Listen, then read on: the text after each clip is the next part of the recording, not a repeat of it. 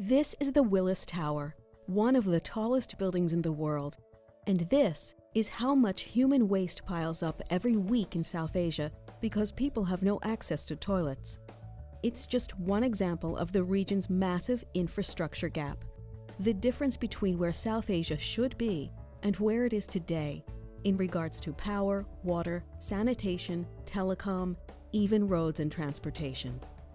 South Asia's total road network may be equivalent to going to the moon 13 times, but many still don't have access to reliable all-weather roads, which limits access to schools, hospitals, and markets. Over the last 20 years, South Asia's economy has grown rapidly, and poverty has fallen dramatically, but this infrastructure gap could slow future progress. Investing in infrastructure and implementing reforms costs money, and lots of it. South Asia needs to invest $1.7 to $2.5 trillion by 2020 to fill the gap. Tough, but not impossible. When money's tight, it's hard to figure out how to spend it. Short versus long-term development, what types of infrastructure to invest in, and identifying who needs it most: women, the poor, and marginalized social groups.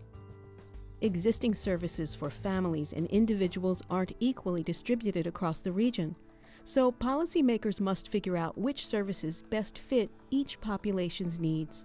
For example, increasing women's access to services could increase household income. If they're freed from chores like fetching water and gathering firewood, women will be able to use their time more productively. But South Asian governments can't fill the infrastructure gap by themselves. So investment in the years ahead could be supported by the private sector, like energy and telecom. Infrastructure development supports economic growth, improves people's lives, and creates jobs. So providing even the most basic level of services is a good place to start for this generation and the next.